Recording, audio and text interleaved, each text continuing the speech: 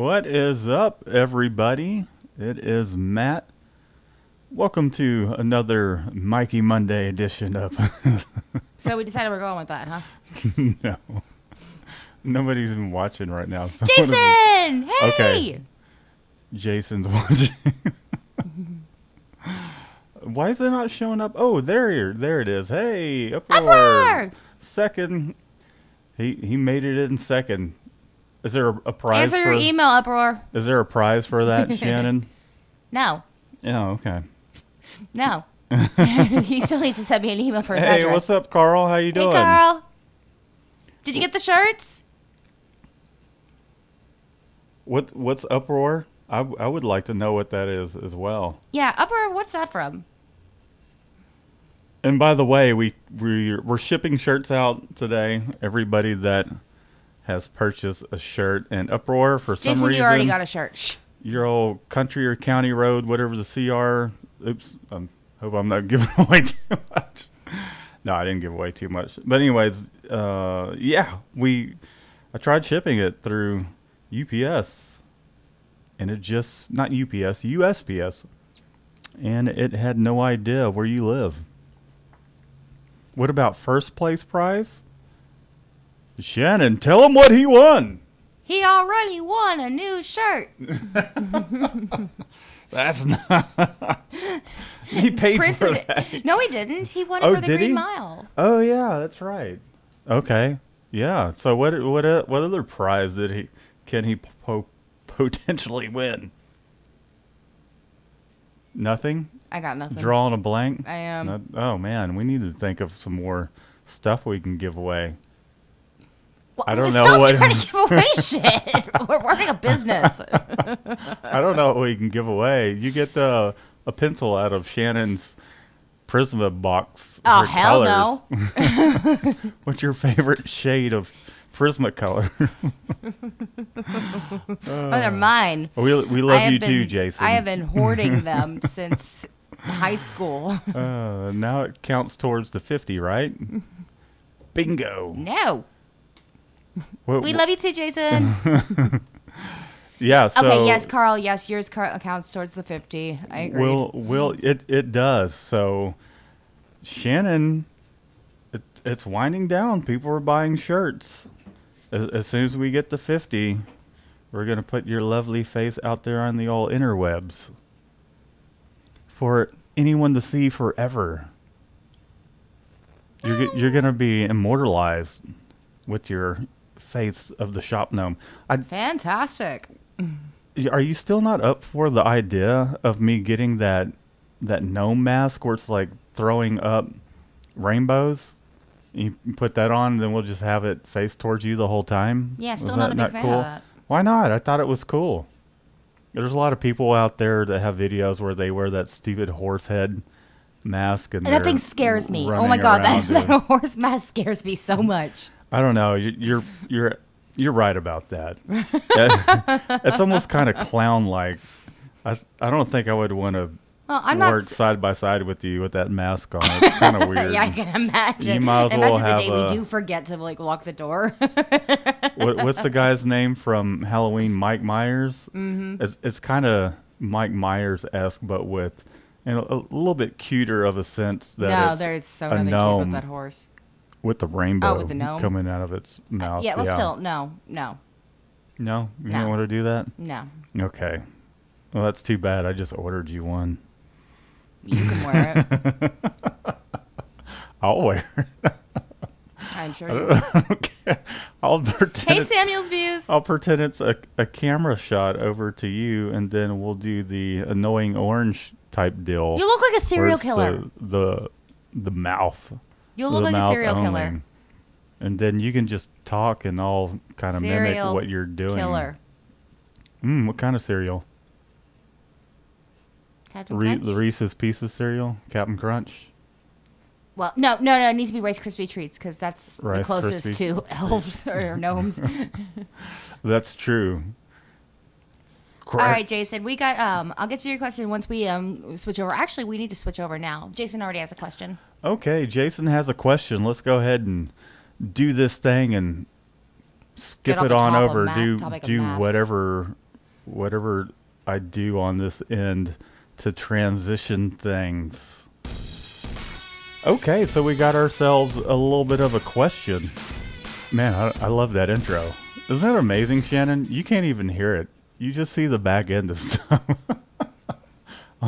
As soon as we get you a camera, we're going to have some headphones on you as well, so you know when, like, I hear this stuff coming through here in the little intro, but you don't hear it. Anyways, carrying on. Shannon's, she's mean mugging me over here. Okay, Shannon, what is the question? Jason wants to know some tips on doing CMYK. Tips on doing CMYK. Okay, well, did you get enough of that? I forgot to move away from the camera. I apologize, guys. That's all right. You know, when I do go on camera, I'm not even going to apologize for it anymore. You're just going to watch me vape at points. Anyway, CMYK. Yes, this is true. Okay, so tips, some of the basic tips that I can think of as far as, so generally I stick to about 55 LPI. Sometimes I might push it closer to the 65, but with the fluorescent tube exposure unit that I have, you're not going to really be able to hold a lot of detail when it comes to halftones. If you can get a single light source, that would be a good thing. If not, if you have a multi-lamp exposure unit, that's fine. I would suggest getting away from photopolymer and using a dual cure, something that's going to expose, have a longer exposure latitude. Also, it'll be more forgiving, so it will hold some of those dots a lot better. So that will be one thing. Make sure your film's nice and dense. Make sure you can print a little test square, maybe an inch, and make sure you can't see any light going through. You want to get it as opaque as you can without, like, say for instance with the AccuRip and the Epson 1430 that we have. Shannon's eating this stuff up. Shannon, you eating it up? I feel like you're saying words, but none of them blah, are blah, computing. Blah. So make sure you have a really dense film. You know, if you have AccuRip, it allows you to print as much ink down as you possibly can before it starts bleeding out. You don't want to be wasting ink either. I generally kind of like mine set somewhere around 6 to 8, depending on what I'm doing. So that's another thing.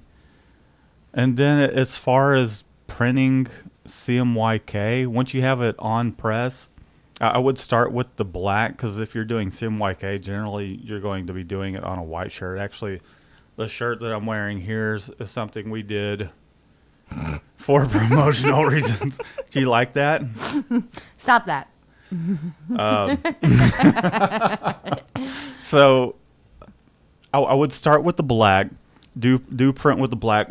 But anytime you start printing with CMYK, I would just put your ink in there. Don't put it, when you load up your ink, don't put it in the image area, because if you load your ink and you're having to use your spatula, hold on one moment. All right, that's fine. I just had to raise my hand. I know. Hold on, class is in session. You're gonna have to wait. I'm just messing with you. Okay, sorry, I'm getting sidetracked here. So anytime you're loading the ink into the screen, I wouldn't kind of mash into the image area. Just load it up, because anytime you do that, it will tend to be heavier on one side. So I would load it towards the very bottom of the screen out of your image area. Just give it a good flood. Make sure you're putting enough in there so that way when you do flood it, you're only doing one pull. Kind of be machine-like. Give it one pull, and then do a nice firm pass and just hit it once.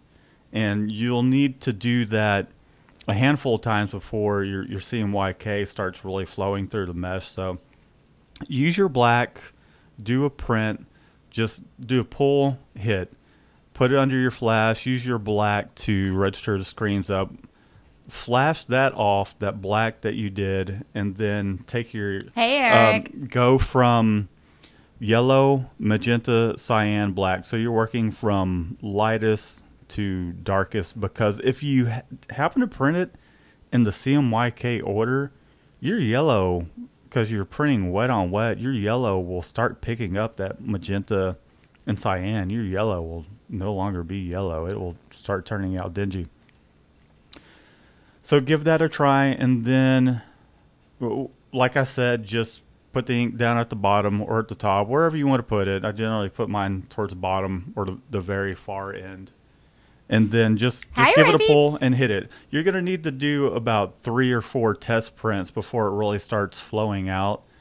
And just be consistent. You're going to have to be consistent with your pressure and all that, because if you're not, then every single print's going to turn out different. And that's one of the hard things screen printing CMYK manually, is being consistent. So you just have to get into a rhythm. Some of them are going to be, for me, I personally tend to, the magenta tends to be a little heavy.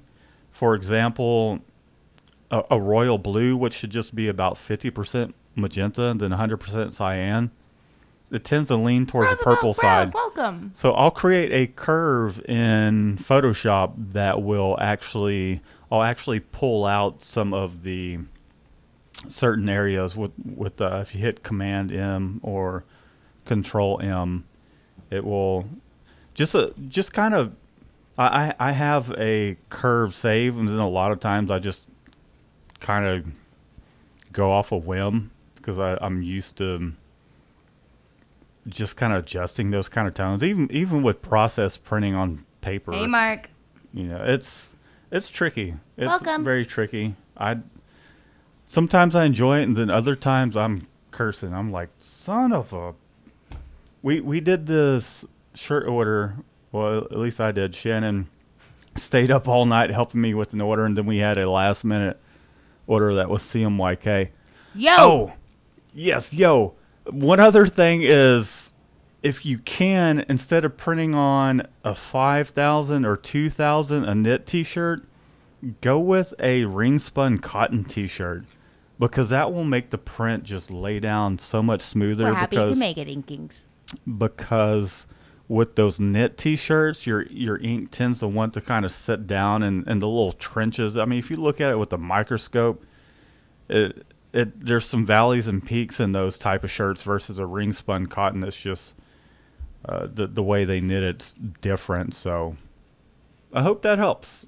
Aside from that, just practice. Well, what I was gonna say though is Jason had a couple comments. He says he has an AccuRip with an Epson 1400/4880, and he wants to know about ellipse or round dots and the angle. Okay, so it really and truly, it doesn't matter a whole lot what style of dot you use when you're at 55 LPI. It kind of matters a little bit when your dot size is a little bit bigger. Perhaps maybe you want to emphasize it. I tend to stick to either ellipse or round dot. Sometimes the ellipse dot can be helpful, because it's a little bit more, it's an oval essentially, and it kind of can help bridge the mesh, your emulsion bridge on the mesh, and so you might get better results with the ellipse. Either way is not bad. What was the other question, Shannon? The angle?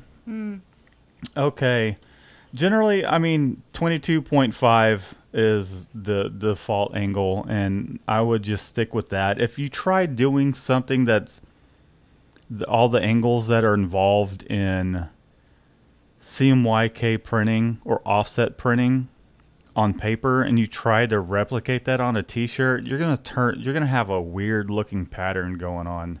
You're just gonna get a goofy looking pattern, really and truly. So I would stick, if you have AccuRip, just stick to the default, the 22.5. I'm opening up my AccuRip now, looking at it. Yeah, 22.5. Just stick with that. Otherwise, I mean, you can try the angles that are used in offset CMYK printing for paper products and other things, but for t-shirts, you kind of just want to be stacking them on top of one another.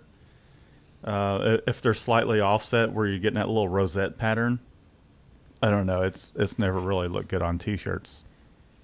Was there another question? Let me.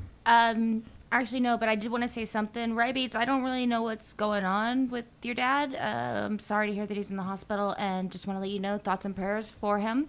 And hope everything gets better, speedy recovery, just like Jason and Uproar and Mark are saying. Yeah, sorry. I hope everything's well, and sorry to hear. Shout out to Rye Beats Pops! Woo! Yeah.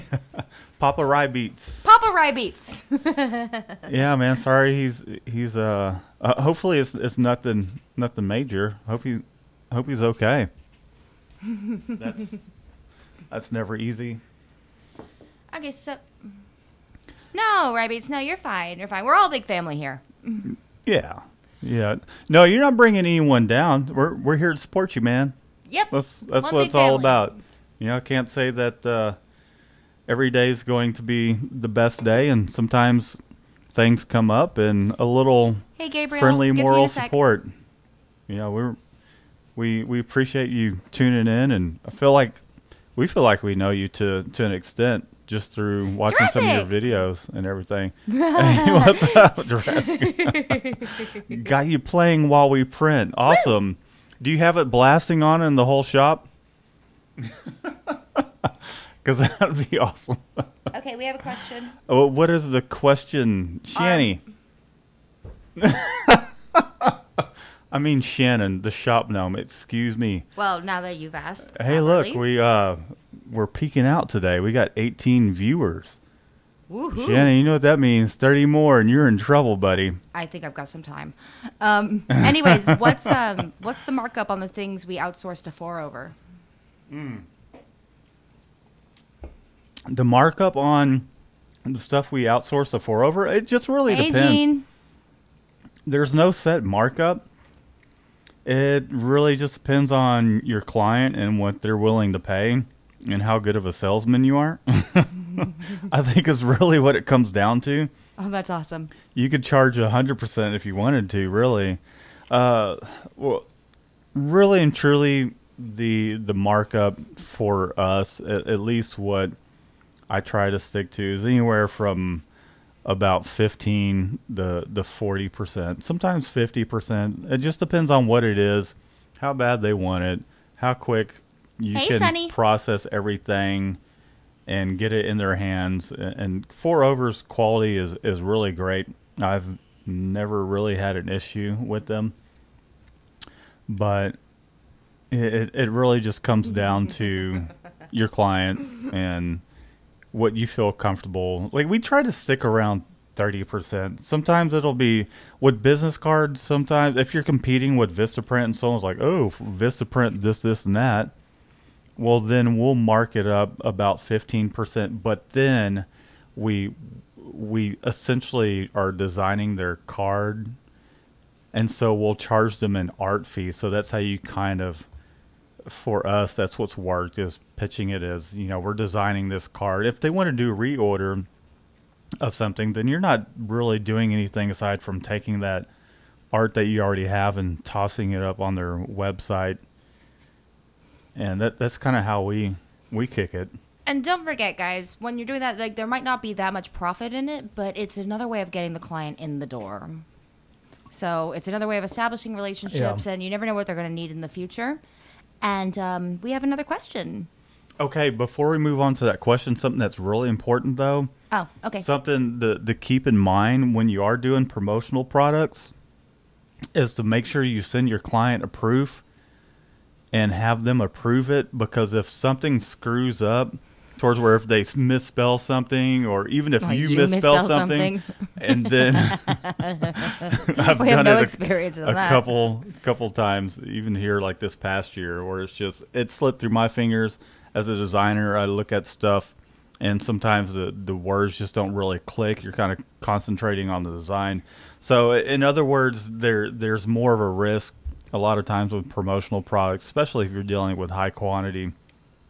You can kick yourself in the ass, that's for sure, if you don't send something over for them to approve, and you have to end up biting the bullet and having to reprint this order, whatever the case may be.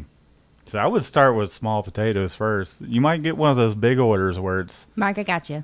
thousands upon thousands of dollars that if you don't have that money sitting in the bank to make things right, then it could put you out of business. I mean, I can't say that I can't say we're even at the point towards where it's going to be like, if we screwed up an order that was $10,000 worth of crap and we had to front that, dude. Right, Shannon? You look like Morticia right now with the sun across your face and it's just highlighting your cheeks. You're so charming. The what? I think Morticia's kind of hot. Anyways, Thank moving you. on. Anyways, we have a question from Mark. Okay, okay, go. He wants to know the right temperature to cure ink on polyester shirts. Right temper. It really and truly, Mark, I would just check with your manufacturer of the ink. I mean, generally it's about 280, somewhere around there with poly inks, because they cure at a lower temperature. So that way you're not melting the shirt, and then B, it kind of helps with the dye migration and everything. But I would just check with your whatever ink you're using, check to see what their recommended cure temperature is, because some of them, one of the people we've been using recently is One Stroke, and one of the cool things about it is you can cure it at about 280, and then you can over cure it at about 350, and it doesn't affect the ink really. I know we've done 100% polyester shirts in the past towards where we weren't paying attention to the temperature, and the shirt just kind of scrunched up a little bit, and it was like, oh shit, we completely forgot. Yeah, and also, I mean, if the ink gets too hot too, and if it falls in the bin and folds over onto itself, the ink will get hot enough towards where it just kind of touches itself, and then you pull it apart, and it kind of welds itself together, really. So check with your manufacturer of the ink, see what their specs are. Just take your temp gun and make sure you're hitting that temperature.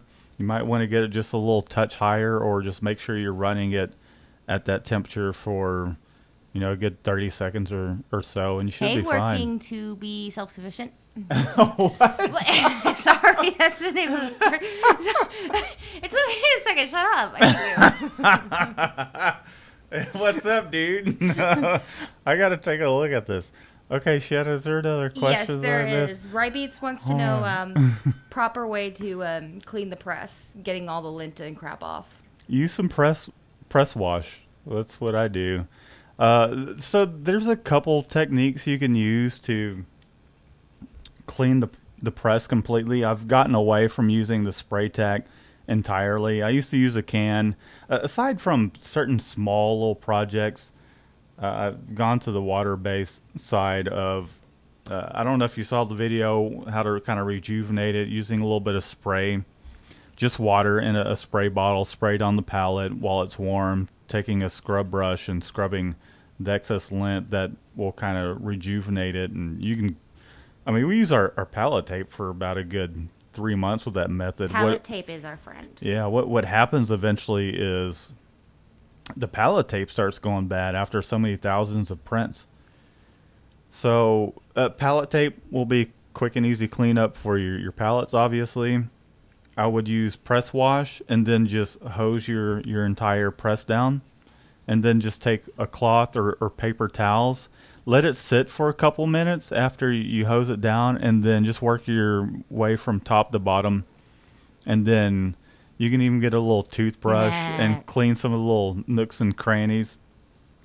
After you clean it, a little bit of WD-40, if you give it a little bit of a light mist, almost kind of like waxing your car, just wipe it down with a little WD-40, and that will also help lint from actually sticking towards where you don't need to use that that press wash.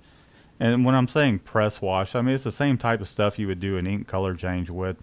You just spray it on your press. It'll wipe ink and all that crap off. And I think it's been about a good 5 or 6 months since I've cleaned mine, and it's not that bad. Ever since I stopped using the spray tack, man, that spray tack will, dude, it'll make your. I don't know if you guys are very familiar with chia pets. But that's what it'll make it look like. Chia. Imagination. What? Imagination Apparel says that I'm he sorry, misspelled ma'am? a mat with it was saying God We Trust, and it actually read in Dog We Trust, and it took them a year to notice it. Oh my God! You know the art director I used to work for before I went full-time screen printing. He told me, one of the things he told me, I kind of disagreed with him, but there was some wisdom to that, and he was a hilarious guy, but he said it doesn't, and in the sense of where we were working, I think that worked well, is the fact that he told me, he's like, it doesn't matter if it's late, which it does matter, but he said that it doesn't matter if it's late. You just want to make sure you get it right, because what we were doing was catalogs and artwork for all these kites, header Most of the cards, kites you and all see that. at the beach are his design. Yeah, we went to the beach and I saw a handful of them, and I went up. I felt weird because I went up to a kid and I was like, "Hey, you see that kite you're flying? I designed that." And then I saw his parents just kind of looking over at me like, "What the fuck is this guy doing?" And so I had to go over and explain to them. I was like, "Hey, I was just telling him that I designed that kite. It was kind of cool seeing him playing with his kite." And we didn't have the kids that weekend. We did a thing by ourselves, so it kind of seemed a little weird. If we had the kids, and be like, "Oh, okay, he's just like giving him some pointers or something." Anyway, so back to the points. Totally got sidetracked. What Charlie told me was like, it doesn't matter if it's late. Well, one of the things is you want to make sure you get it right, because when something's printed, you see it. It's there. It's laying around, and that mistake that you've made with the misspelling, or maybe you've got something wrong. Like in that instance, there were stock numbers upon stock numbers with these images, and it was easy to screw something up, and there was hundreds of pages in these Your catalogs. shirt's coming. Tell Papa Rybeats I said feel better. And so there was hundreds of pages in this catalog, and if proofreading all that, going through hand in hand, it just somebody would eventually miss something, and then if we screwed something up, we'd have to order stickers to cover it up. So I would say one of the things that I still need to do, it's kind of a mental checklist, but I forget sometimes, I got you, Eric. is make a little checklist that you need to go through. Spell checking, a big one. Before you convert your fonts, spell check it. Make a list. I'm going to put together a list, and I'll share it with you guys for $5. No, I'm just kidding, for free. Uh-oh. Oh, so speaking of the screen printing registration template that I've had up for free for 4 years. Wait, we talked about that last time, right? Yeah, we did. Oh, never mind. Well, whatever. That's beating a dead horse right there, baby. Okay, Shannon, what do you got? Eric wants to know if we use water base, and if so, do we price it differently from Plastisol? Oh, I want to get in the water base. I've printed with water base. The only thing about water base ink for us is because we are just two people, and we tend to handle a lot of things 50-50. I mean, if we're on a longer run, or we're doing 1,000 shirts or whatever, I mean, clearly we could scoop the ink out, put it away, clean the screen up and all that. But sometimes we just don't have time for that. And also the process of printing the shirts is slower. I mean, you have to, depending on who the manufacturer of the ink is, you have to carry it around a minute and a half. So it has to sit in your oven tunnel. Ours is 8 foot long. It's force air. I got it for the sake of actually screen printing water based in the future and completely switching over. But I'm having a hard time justifying that aside from some of the benefits, the easier cleanup when it comes to cleaning out your screens, and it just being more environmentally friendly, more user friendly. With Plastisol, even though it sucks and it doesn't suck. I mean, it's great, but as far as the when you compare it to water based, the health aspect of it and the amount of spray chemicals that you have to use, I mean they kind of balance themselves out, at least in my mind and for what we do and how many shirts we do a month. Because here in the South, here in Texas, a lot of people, nobody ever asks for a water base, and really all the shops around here, everybody uses Plastisol. I mean, it could be something that we take up as one of our selling points, but also it's just a slower process unless you have a huge oven with a long tunnel. I mean, we have to run the belt speed really slow, and I'm just that, like, say for instance the 1,000 shirts that we did, that would have been a week-long project because Shannon would appreciate it because it wouldn't be cranking them out as quick. Because with the Plastisol printing, you just print it, toss it on the belt, and then it runs through. As soon as it hits the 320, 330, I like to carry it about 340. As soon as it hits that temp all the way through the ink, you're done with it. But with with water base, you have to put it on the conveyor, and it has to stay within that tiny ass little tunnel that we have on ours. It's probably about a yard long, maybe a little longer, maybe 4 feet, and it has to stay in there for a minute and a half. Oh darn! Shut your mouth.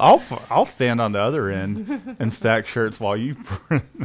Not if you want to keep a business. Actually, I think that that would be on par for training you the screen print.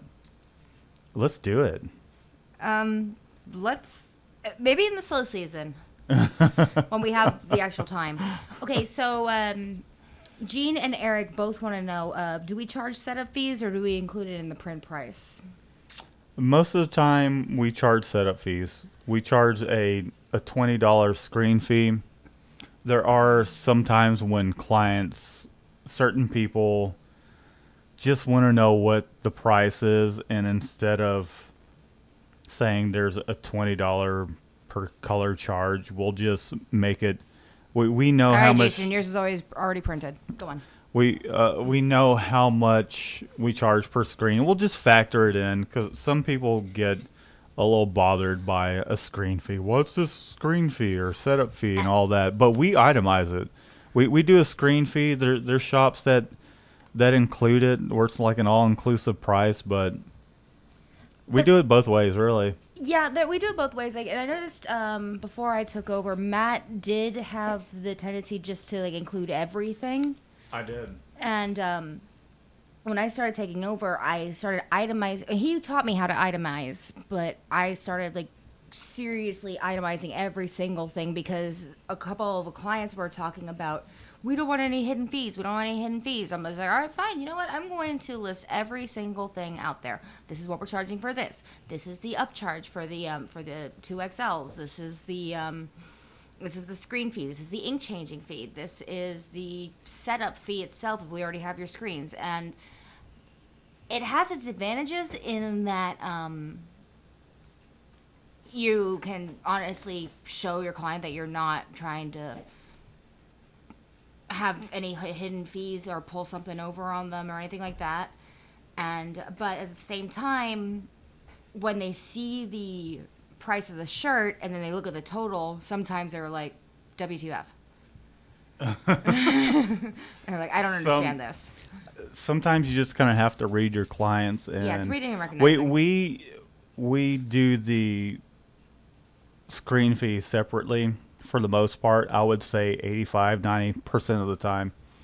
But every now and then someone wants to know what is the cost per shirt. And we'll just, and a lot of those clients are the people that just want to text us, that are perhaps just clients that know us on a more personal level. And instead of saying it's $9 a shirt plus screen fees, they're like, so well, what does that come out to? It just makes things easier on not only us, it makes it easier on them as well. If we're putting together a formal quote, then we'll include the screen fees. Wouldn't you say, Shannon? I mean, so sometimes there's people that just will text, and I don't want to put any specific names out there, but like, say for instance, there's a client that we deal with where we also do vinyl on the back, and they, in the past, they have got pricing because there's so many hands in the situation. Being a school, they're like, hey, who's that guy that has some really great pricing, quick turnaround, and what will they charge? And we would have it itemized. It's X amount of dollars for the shirt, and then X amount of dollars for the vinyl, which, I mean, for the most part, they can kind of figure out, okay, it's X amount of dollars for a shirt. But they also say, hey, can you come down to this guy's price? Let me see. Let me plug it into the old pricing calculator, make sure we're A, not losing money, B, are we making profit off of it, and C, how much do we really enjoy working with these people? Yeah, we do have a pain in the ass fee that we do not include. No, yeah, there's some people out there that, I mean, you're going to have clients that some of them are going to be a little more difficult than others, and it's not a bad thing. It's just part of the business when you're in a service industry, that some people are going to be straightforward and be like, hey, this is what I need. Here's the color shirt I want. Here's the art. How much are you going to charge? And then there's other people that kind of want to know about every single option available. Well, what if I did this design with 4 colors? What's the price going to be versus 1 color? And so you just kind of have to walk them through that. I wouldn't necessarily say we charge them a pain in the ass fee. No, but it's kind of like the food service industry in the fact that, you're less willing to work with them to get them where they need to be, like in terms of price. Like if they're constantly harassing you, right? Like if you're getting like 5 phone calls a day and 20 text messages, 15 emails, you start feeling like this is okay. I can't come down to the price you need at this point because you are taking up so much of my time. It really and truly, one of the ways I've kind of thought about it, Shannon, is you think about like Walmart, for instance. They sell all this product. They know they need to start charge a certain price. But then there's the people out there that steal, and you don't get paid for that product that you paid for. So they have to increase their prices for everybody else because somebody's stealing. Not that clients are stealing, but we know that we are printing X amount of T-shirts a month, and we have to make X amount of dollars a month. Now, who we spend more time with versus a person that we spend less time with, it kind of, not that it balances out. We just know that we do X amount of shirts, and we have to charge X amount of dollars. So if one client, if every single one of our clients needed a lot of walking through, took more time, and let's say we only printed 1,000 T-shirts a month, well, then we're going to be charging a lot more per T-shirt because it just takes more time. Versus if we had a lot of clients towards where it was just easy. Here's our order. We're going to send you the artwork as easy as can be. It takes you 30 minutes to put the invoice together. They pay it, and then you get the town printing. You know, we would be closer to 4,000 T-shirts a month. So it kind of balances itself out. And I mean, don't get me wrong.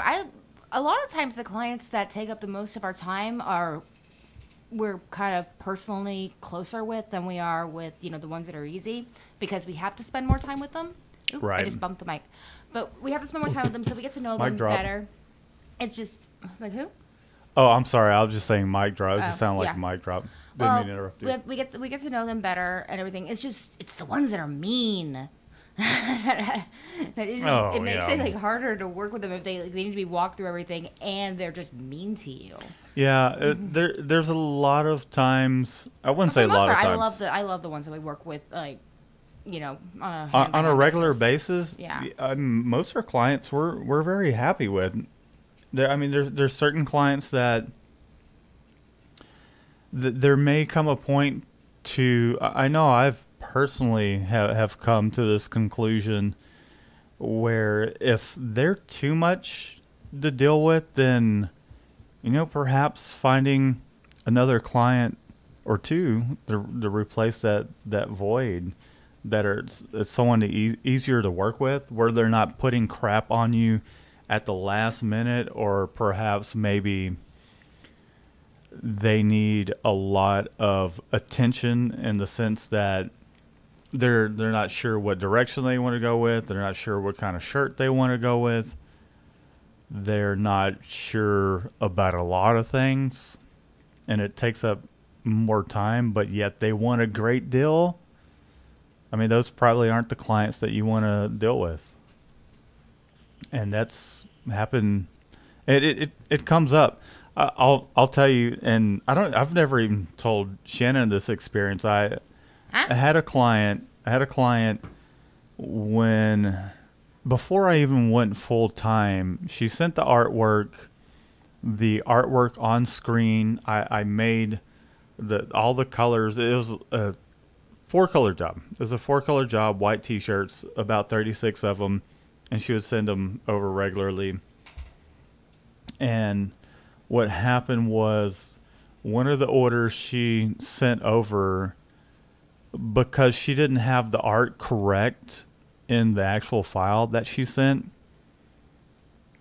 I printed it, shipped it to her. She was out of state, and she wasn't happy with the colors of the shirt. And I said, I sent you a proof. You approved it. These are the colors. When I use my color picker, this is what I'm finding. I'm finding, this color is magenta. This is a purple with X amount of cyan and magenta in it.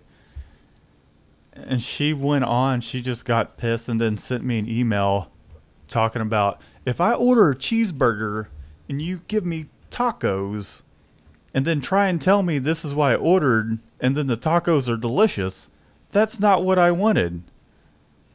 I was just kind of like, you approved the colors. I don't know what to tell you. I'll reprint the shirts for you. I printed the shirts for her, and it just, that email kind of was very off-putting when I was kind of turning down other business because I couldn't keep up with it during that time. And I was just like, this isn't someone that I care to deal with. So,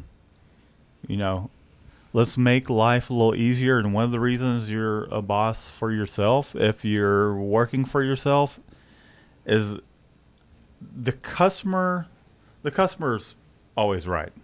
So they say, right? But you got to think about yourself too. Is this working with this client? Is it going to make you happy? Is it going to make you happy? And if they're making you miserable, then it's not. You can let them go as a client, and then there's plenty other people out there that. Go ahead, Shanna. Go ahead. Sometimes it's just not going to be the right fit. Like, sometimes the personalities aren't going to work well. They're not going to mesh well. Sometimes, they need somebody that's just willing to, cater more than what your time is worth. Sometimes it's and you know what, they can go to another person, they can be perfectly happy. So They might. yeah, and it just might be not the right fit for you as a business owner to be working with that client. Either that or they're looking for a new screen printer because they're hard to work with. Okay, I'm going to change the subject though. No, I'm going to change the subject though because this is kind of negging me out. That's just part of being in the service industry. It's not a trying to be negative or anything like that. I mean, you're gonna come across people you're happy to work with, and then some of them are going to be, they're going to need a little more help along the way. Let's put it that way. Yeah, there's nothing wrong with that. There's nothing wrong with holding somebody's hand when they need it, if they're paying you and they're nice. Well, they don't have to be nice, but anyways, I'm changing the subject. We have a couple questions. Eric wants to know if you have to mix a color, how do you go about that? I think he might be referring to the watercolors, but I'm not sure. And Jason, for your information, for the what do we charge for an ink color change fee? We charge $10 per ink change. So mixing a color, how do you go about that, Matt? Mixing a color, So mixing a color, there are the Pantone systems out there where you use the whole gram system. You have a little scale, and then you mix X amount of certain colors in there. He means Pantones. Pantone colors. You talking about Pantones? Well, yeah, you're gonna have to get a Pantone book. You're gonna have to get a mixing system. How we do it is we do it by eye with some of the basic house colors that we do have, because there's not many times where it has to be absolutely spot on Pantone, but there has been times that it's come up, and we just mix it by hand and by eye with in the past I've done it with a Pantone color book. We need to get another one. It disappeared. I don't think Shannon's seen a Pantone color book. I actually have not. No. So really and truly, we don't encounter that a whole lot towards where people want Pantone colors. We'll get a house color that's pretty close to it, and if we feel like that the color that they need has to be a specific Pantone color, we'll mix it. We'll mix it by hand with what colors are available, because I mean essentially a lot of the colors that would be stock colors you can use to mix up a Pantone color. You just have to be willing to sacrifice quite a bit of those colors in mixing a new one. But I would look into a mixing system if you're encountering that a lot. We don't. Well, there's like three things here. Eric wants to know how to charge them to the customer. Jason says he charges $15 to mix a color, and Uproar wants to know how much to charge for a Pantone color match or custom color. Do we charge for that? No, we don't charge for that because we don't really deal with that a whole lot. But well, even just custom mixing colors. Okay, so there's been times in the past where I have needed an exact. Well, thank you, Eric. An exact Pantone color, and one of the suppliers that I go to, McBee Supply, they'll charge they charge $20 to mix a custom quart that is a Pantone color. So anytime that has come up, I will just go through them, and it's a plastisol ink because we deal with plastisol. I would charge $20, and that's what I have charged clients in the past. $20, because it does take some time to actually mix these colors, and if they have to be spot on, if it has to be this Pantone color, what you're going to have to do is you're either going to have to mix it yourself. You're going to need a custom system. You'll have to do a test print, run it through the dryer, and then compare it to your swatch. And you might have to tweak it a little bit. So charge them whatever you want to charge. I would say $20 is a good basis for a Pantone color, but really and truly, what is your time worth? That comes down to what do you feel like you're worth? What is your time worth? You know, if you know what you're worth hourly plus profit, that's what I would charge them, and figure out. It might take you a handful of times to figure out how long it takes you to do all that, but figure out what you're worth, and then I would say $20 is a good starting point. Don't you think so, Shannon? I don't math, but sure. Shannon's being a little quiet over there today. I'm tired. She is tired. Shannon needs she needs a pick me up. I woke up this morning and asked Matt if he thought that my boss would buy it if I called in sick. I was like, yeah, no, that's not gonna work because I need your help. Yeah. I don't care if you lay on the futon half the day and then answer phone calls and then finally get into the mood of like there's really no sick days for us. We work sometimes 7 days a week. We here recently, I wouldn't say here recently, but having a weekend off is good, but sometimes we can't afford a weekend off. We haven't had a weekend off, at least in the last 3. Well, actually, I take that back. We've had weekends off. It's just What are you talking about? We spent them being very, very busy. It's still a weekend off from work. We've been to the beach. We keep taking our kids to the beach, and we've been to the beach like 3 times, and I still apparently look like Morticia. So, so that's been super effective. You just don't tan. I will say that we'll talk about the beach trips and tanning later. Let's see Eric, what other questions people have. Okay, Eric, just shoot me an email with your size, Shannon, SHANNON, at mikeydesigns.com. SHANNON, not SHANNY. Yes. Wait, what? I'm so tired. Shanny. Yes, I caught it. It took us. I'm going to create a new account that's Shanny. No, you're not. And anyways, just send me an email with your size and an address that we can ship it to, and I'll send you an invoice, and we'll get started on it. And again, thanks to Carl for paying for everybody's screen because he ordered a set of 12. I will say I did the screen fee. With the exception of Carl, because it was kind of just like a normal order because it was 12. But I'll say it was a lot of fun. We did some video tutorials based off of that. Some things people have been asking to see, but also really and truly, I'll say that the shirts that we have done, we're not making any money off of it. To be honest, today it's $7.10 just to ship the things to you guys.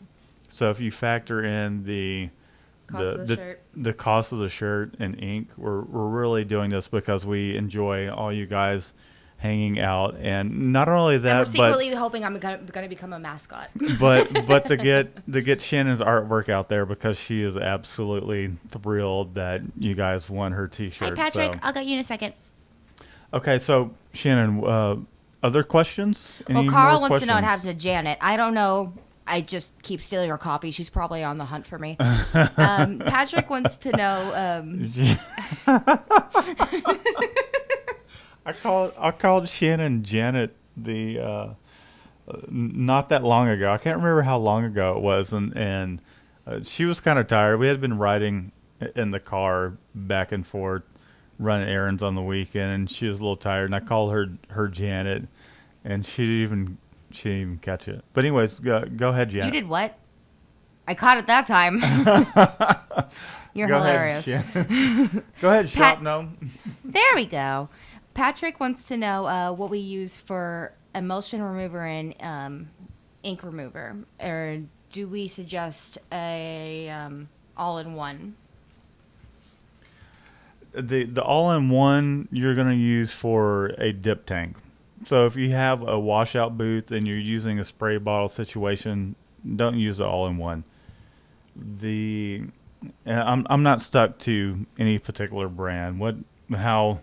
How inexpensive is it, and how quickly can I get it now, just in case I forget to look at my stock and do I need to run and pick that up today type of situation. There's times when it's just we won't really be thinking about that. We'll do our sales, our artwork early in the week, and then it comes time to actually print. We're like, holy crap, we need to reclaim screens and do screen prep and crank on our orders these next 3 or so days. I'm out of emulsion remover. I'm out of ink remover. So really and truly, it doesn't matter. It doesn't matter. You can, it's like buying a tennis shoe. Sure, it matters somewhat the quality, but I would say with a emulsion ink remover, you're not. I haven't come across one where one's more expensive or cheaper than the other where I could really tell any difference. They all do the same thing. The only one I didn't really care for was maybe 4 or 5 years ago. It was a ink gel, and it was this gel. It was almost like Drano, and you couldn't spray it, and you just poured it onto a brush and you scrubbed the ink down. It worked really well, but I like the spray bottle thing. So Jason likes Easy Way. Ease Away is a good one. Is it Ease Away? Yeah. Okay. Ease Away. Still learning, guys. Trying at the Corkim. Corkim's really good. I've tried them. Theirs is supposed to be more environmentally friendly, but the vendor we get it from, it's expensive. But the smells are Got a your little email, nicer. Eric. I've used Rhino Tech. I think it's Rhino Tech. Yeah, Rhino Tech from Catspit I've used, which we're going to do some reviews of some of the chemicals that he offers. Now, I've used them before. I've used Ryonet. Sorry, Jonathan. We've used Ryonet stuff. I've used GSG's Graphic Solution group. I've used their house brand. I can't really say that any of them have been awful. They all do the job. It's just for us, it comes down to what price are we getting it for?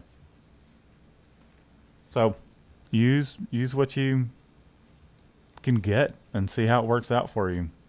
Jason, I'm not going to lie. That just gave me a really good idea for a shirt. What was it?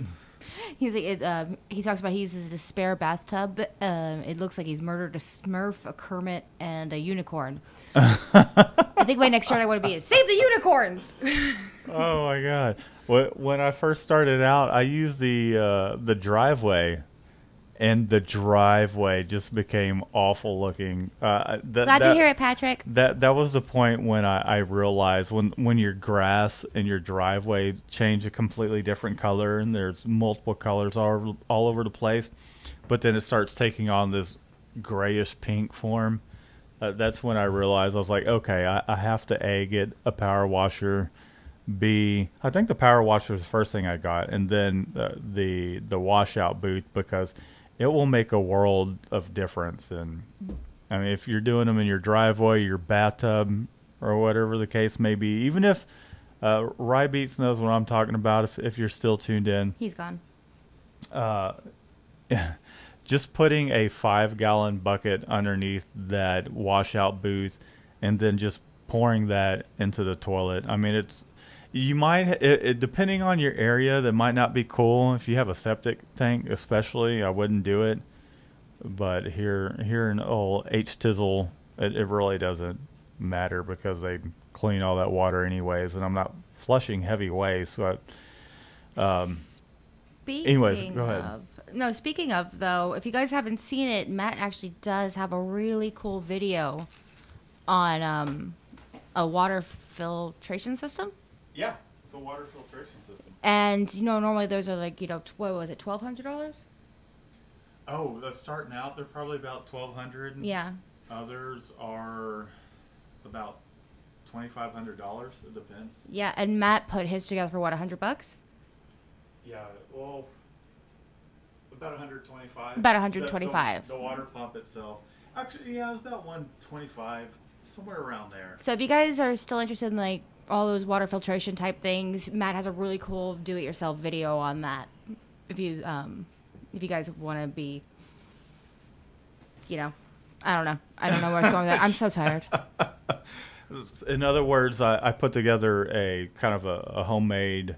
If there's anything that I can do that's a homemade water filtration or a drying cabinet, wherever the case may be, we will, Jason. I'll do it.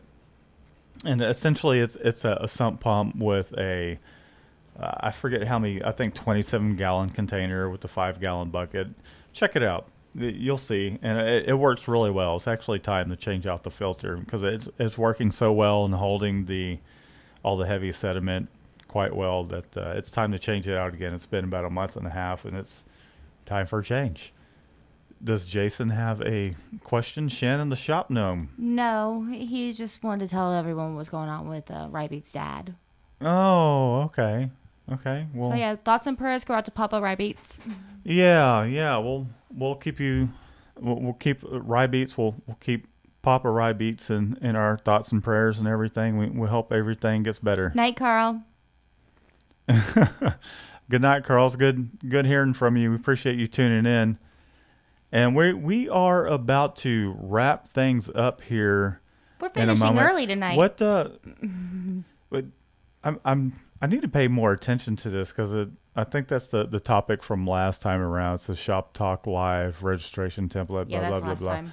Yeah, I'll have to go back and edit that. We actually had kind of thought of a little subject, but really and truly when we do these subject-based kind of live feeds, we tend to get sidetracked by questions and what we just feel like we want to talk about or throw out there to you guys. What was some of the ideas we had been tossing around, Shannon? Well, I wanted to ask if anyone had any advice personally, like, on Oh, the foil, right? Yeah. The foil. First, okay, we've been doing this thing for, I guess it's okay to say because we already put there on Instagram. We've been doing shirts for Rap-A-Lot Records, and the first time they came out beautifully.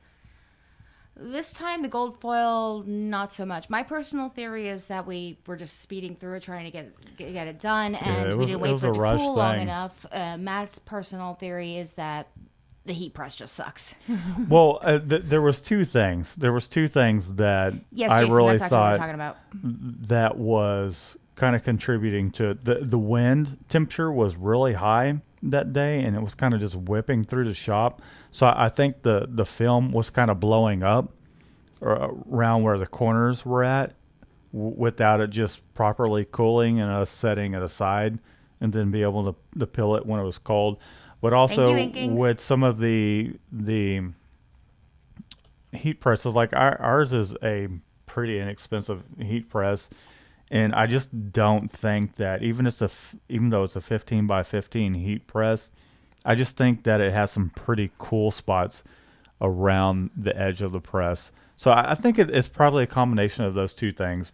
Who knows? Maybe it might have just been the win altogether. I don't know. I felt like they were turning out great when it was in the beginning and everything, and then as the order started speeding up and you started spitting them out like that, and I wasn't having enough time because I didn't have any room to like put any more in, and I started taking them off earlier, then that's when we started seeing those little imperfections. Yeah. So if anyone knows anything, and really and truly, this would be great.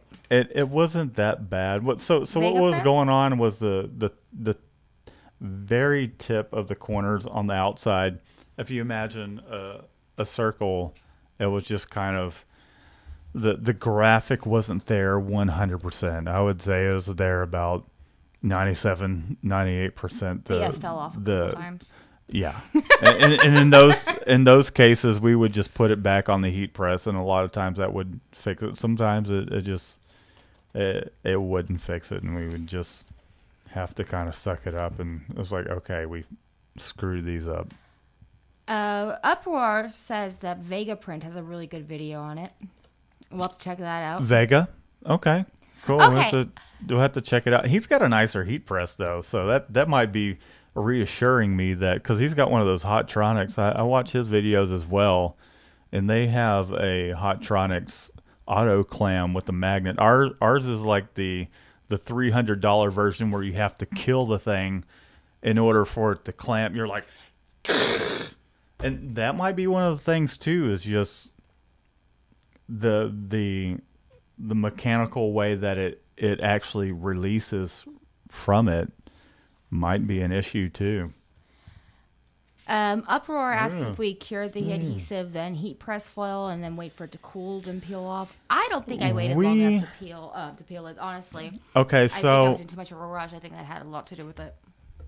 okay, so when we first got into doing foil printing, we found that so we tried actually kind of tacking up the ink by flashing it a little bit or running it through the conveyor dryer so that way we could just run a bunch of them off and stack them on top of one another and the glue not being an issue. But we found that just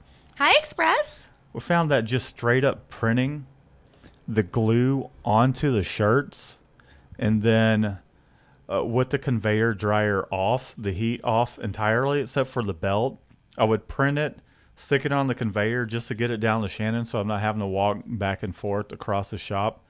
She's at the other end of the dryer. We'd stack as many as we can on the table and then we would heat press them. And we found that that's worked best. Jason's asking if we're using a pillow. The seams of the shirt can keep the top plate from making the proper pressure on the shirt.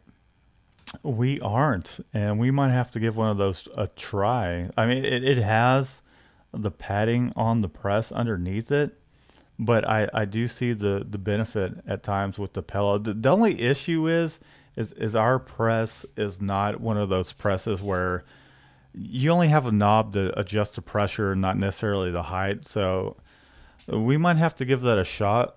That'd be cool. Because the putting a pillow in there, it just might end up. We'll have to give it a shot. I don't want to say it's going to make the pressure uneven when I don't necessarily know that's untrue, but just the mechanics of the thing. It's it's one of these type deals rather than a press. Some of the presses where you release it is actually kind of a real parallel type of clamping action, but ours is like.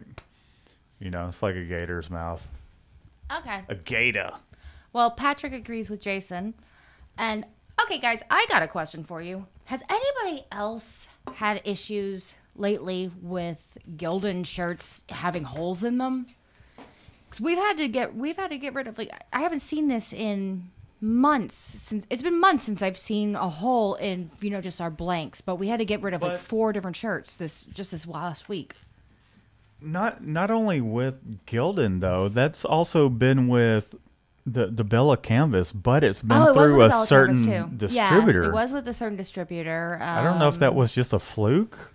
Yeah, so I just want to know if anyone else has been dealing with holes in their shirts because we've had to cut several shirts out and actually drive and pick up the extras.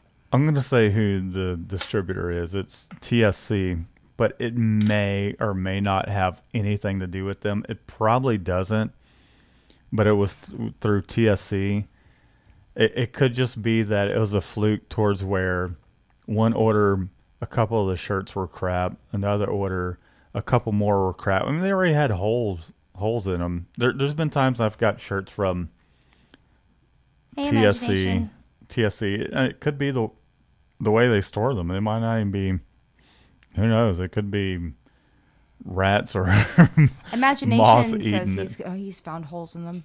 And Inking Zeke says all his are coming undone under the seams, under the arms. Yeah. We've had that happen before. I think for the most part, even when we did that run of 1,000 shirts, we didn't see anything really wrong with any of them. We didn't have any. I don't think we had a single rejected shirt.